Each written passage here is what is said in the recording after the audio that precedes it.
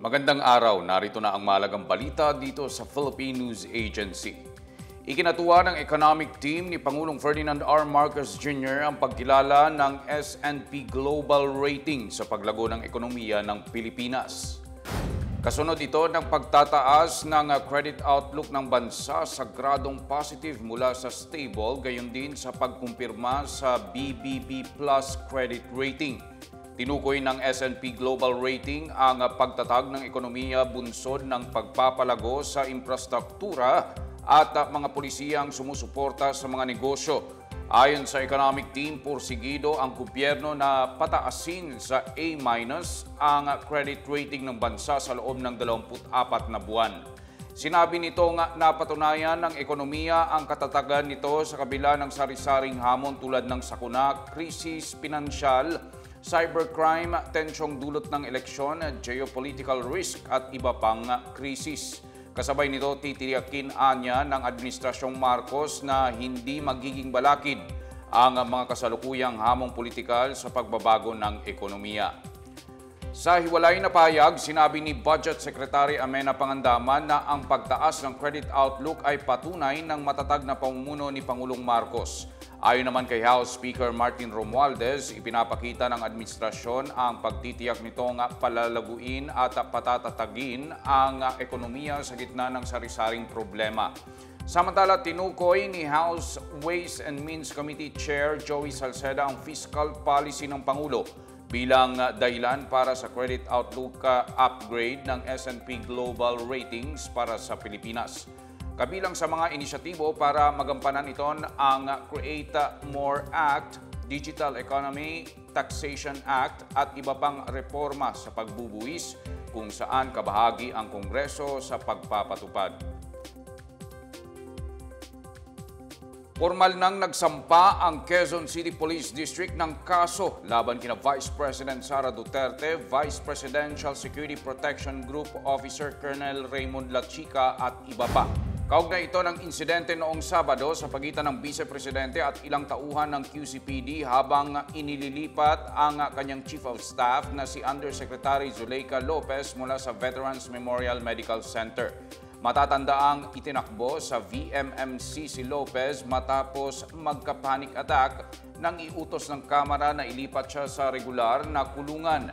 Nagtungo si QCPD Chief of Police Colonel Melesio Buslig sa QC Prosecutor's Office para maghain ng reklamo kasama si Lieutenant Colonel Van Jason Villamor, hepe ng QCPD Medical and Dental Unit. Ayon kay Buslig, kasama sa isinampa nilang kaso ang direct assault, disobedience to authority at grave coercion.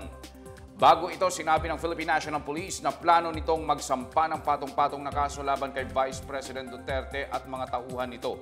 Partikular na pinatutunton ni PNP Chief General Romel Francisco Marbil ang mga tumulong sa paglipat kay Lopez sa St. Luke's Medical Center mula sa VMMC, pati na rin ang mga nanakit kay Lieutenant Colonel Villamor. Ayon kay Marbil, ang ginawa ng kampo ni Duterte ay pakikialam sa detention order ng Kamara at pag-istorbo sa operasyon ng VMMC at House Detention Center. Walang ulat na grumblings sa loob ng Armed Forces of the Philippines o AFP matapos ang payag ni dating Pangulong Rodrigo Duterte na nananawagan ng interbensyon mula sa militar at pulis upang protektahan ang konstitusyon sa umano'y fractured government. Sa pagdinig ng Commission on Appointment sa Senado nitong Miyerkules, tiniyak ni AFP Deputy Chief of Staff Lieutenant General Jimmy Larida na nananatiling tapat ang mga sundalo sa konstitusyon. Sinabi rin ni Larida na 100% none o wala umanong nagaganap na grumbling sa hanay ng militar. Samantala, sinabi naman ni AFP Sergeant Major FCMS Feliciano Lazo na ang mga sundalo ngayon ay profesional at hindi na nagpapagamit sa personal na interes ng iba. Dagdag pa niya, marami ng masamang karanasan ang mga sundalo noon sa pagkakasangkot sa politika na nakakaapekto sa kanilang tungkulin at pamilya. Sa isang payag, tinawag ng Malacanang na isang malaking insulto sa AFP ang panawagan ni Duterte. Ayon pa kay Executive Secretary Lucas Bersamin, hindi katanggap-tanggap ang anumang tangkang pagkuha ng kapangyarihan gamit ang dahas.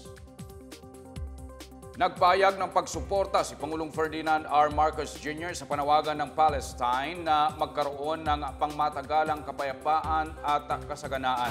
Kasabay ito ng pagkikiisa ng Pilipinas sa nakatakdang paggunita sa International Day of Solidarity with the Palestinian People.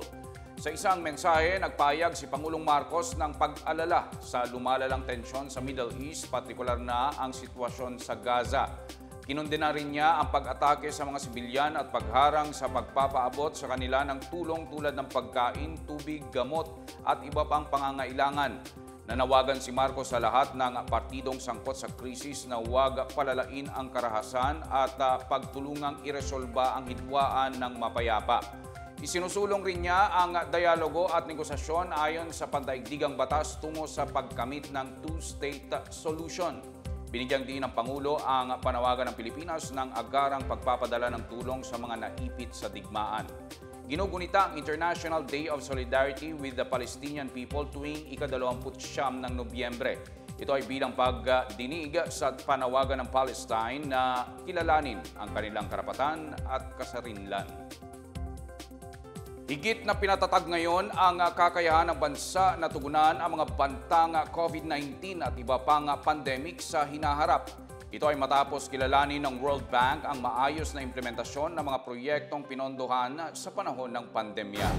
Sa ulat ng World Bank nitong ika-25 ng Nobyembre, nakamit ng Pilipinas ang mga layunin ng COVID-19 Emergency Response Project na layong palakasin ang kakayahan ng Pilipinas sa pagtugon sa mga banta ng pandemya. Nakapaglaan ang Pilipinas ng kabuang $900 million sa ilalim ng World Bank loans para sa emergency response noong kasagsagan ng pandemya. Ngunit sa pamamagitan ng restructuring, ang $300 million ay kinansela noong October 2023. Mula sa unang tranche na $500 million noong 2020, $468.71 million o 96.61% na ang na-disburse. Samantala sa ikalawang tranche na $100 million noong 2021, $90.11 million na ang nagamit. Ayon sa ulat, matagumpay na naisagawa halos lahat ng project development objectives at nakatalaga ng matapos ang mga plano at aksyon bago sumapit ang December 29. At yan ang pinakabago at pinakamahalagang balita sa mga oras na ito, hatid sa inyo ng PNA Headlines. Para sa iba pa mga balita at impormasyon, bisitahin lamang ang aming webpage pna.gov.ph o ang aming Facebook at X account na Philippine News Agency. Ipinapalabas din ang PNA Headlines sa Facebook page ng serbisyo.